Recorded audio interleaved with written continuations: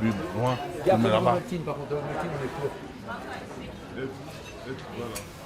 C'est pas le tien en fait. C'est pas pour ça. C'est celui de. Ouais, je me suis entraîné comme ça, mais ça donne une petite tache en bâton. Allez, on va mettre là. Arrête. C'est bizarre. Ouais, ça fait pas. Comme ça va. Voilà. Allez, Alors, Attends, je finis juste. Michel, 5 cm à gauche. Merci.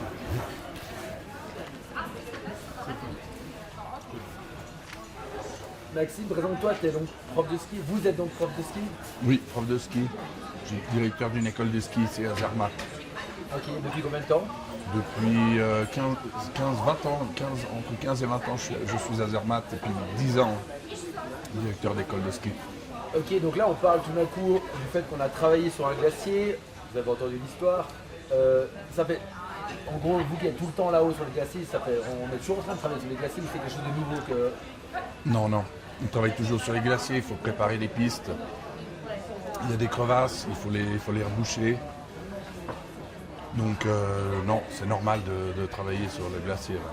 Donc, pourquoi tout d'un coup cette année on s'est énervé avec ça? Alors de ce que j'ai lu dans les nouvelles, ils ont été chercher la neige sur le glacier en fait, en zone protégée.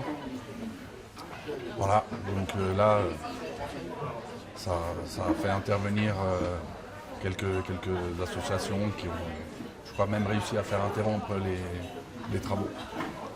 Mais vous en pensez quoi sur le fait, est-ce que c'est compatible de faire un sport qui aime la neige, mais tout en intervenant un peu violemment sur la nature? Qu'est-ce que vous en pensez? Disons que s'il n'y avait pas les conditions, ils auraient dû peut-être la reporter, moi, je pense, ou la faire plus tôt, dans le sens quelques années plus tôt.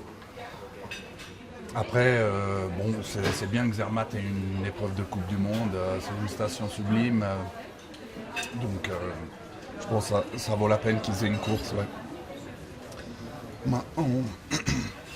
Maintenant d'aller prendre la glace, la neige en zone protégée, il ne fallait pas le faire. Il fallait pas le faire. Pourquoi? Premièrement, parce que les lois sont pareilles pour tout le monde. Donc si la commune de Zermatt a fait ça, je pense qu'ils vont devoir répondre. Et voilà, c'est tout simplement pour des raisons légales. Et puis du côté un peu éthique, parce que du coup ça a fait un buzz mondial, c'est même pas pour le côté illégal, c'est juste parce que tout d'un coup on parle de réchauffement climatique, on parle que nos glaciers fondent, et tout d'un coup on en voit un qui se fait éventrer. Est-ce que vous comprenez ça? Alors non, ils n'auraient pas. Enfin, d'aller en zone protégée, non. Je pense qu'il ne fallait pas le faire. Si c'était clairement protégé, il ne fallait pas. Et c'est vrai que vous parlez du côté légal, le côté de Zermatt a fait un truc illégal. Est-ce qu'il y a un côté un petit peu ovalaisant de ce qui se passe à 3500 mètres, là à 3500 mètres, on traficote et puis on s'arrange après? Ça serait possible ça? Oui. Parce qu'en Zermatt, ils sont un peu, il y a une de nos familles seulement qui gère ça. Donc, il y a le côté un peu, j'ose dire le mot mafia que je mets dans la bouche, je sais pas ce que vous en pensez. Oui. Oui. Oui. Voilà, il y a des gens qui font ce qu'ils veulent. Voilà. Je peux que dire oui. Vous êtes ni un binaire, ni un Yulon, ni un Zurigel, donc pour vous, quelqu'un qui vient pas de Zermatt, c'est compliqué de vivre ici? Oui, c'est compliqué. C'est compliqué, ouais. On est mal vu, enfin vu comme une concurrence, on va dire. Ce qui est compréhensible quelque part. Voilà. Après, c'est un peu, oui, c'est difficile pour quelqu'un qui n'est pas de là. On revient un peu sur le truc sur le glacier. Enfin, donc, est-ce que, de manière, parce qu'on a commencé l'interview comme ça par tête. Pour l'instant, c'est très bien. J'aime bien refaire les trucs plusieurs fois. Est-ce que tu peux, avec ta bouche, me raconter qu'est-ce qui se passe sur ce glacier-là, comme si quelqu'un ne savait pas? En gros, pour quelqu'un qui débarque, la semaine dernière, il y a eu une affaire. C'est quoi cette affaire? Donc, ce qui se passe, c'est qu'il y a de moins en moins de neige. Enfin, dans les 3 dernières années, le glacier a diminué l'équivalent des 30 dernières années. Donc il y a clairement un réchauffement qui fait que la neige, elle se raréfie. Il n'y a plus de protection de couches de neige, de moins en moins sur le glacier. Donc ils ont été obligés d'aller...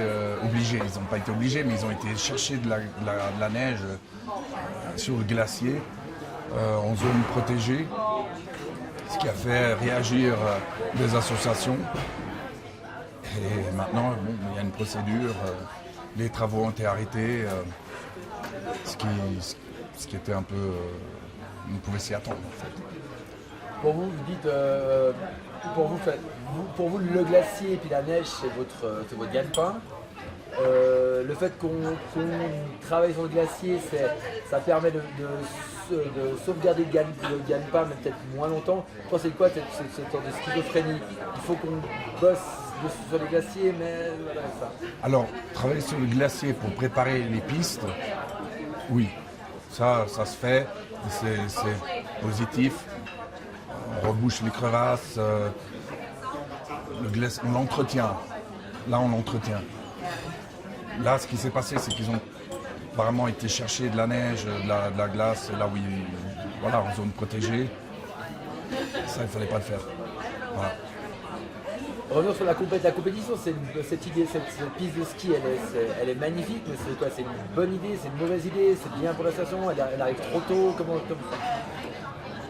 Elle arrive, il y a quelques années en arrière, il y a 10 ans, 15 ans en arrière, elle n'arrivait pas trop tôt. Il y avait de la neige. On arrivait à skier jusqu'ici, d'ailleurs, dans les années 90, jusqu'à Trucknochsteg toute l'année. Là, on a perdu énormément de glaciers. Et donc, ouais, c'est un peu difficile à dire. Peut-être qu'ils auraient dû la faire comme première course de Coupe du Monde de descente en janvier, mais après il y a des intérêts derrière.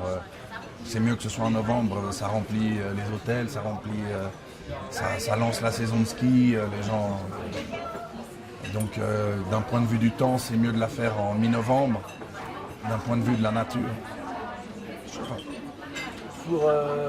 Pour vous aussi, c'est bien du coup d'avoir plus de monde. Ça vous ramène les clients? Un petit peu, oui. Un petit peu, ouais. Non, c'est plus il y a du monde, mieux c'est. Ouais.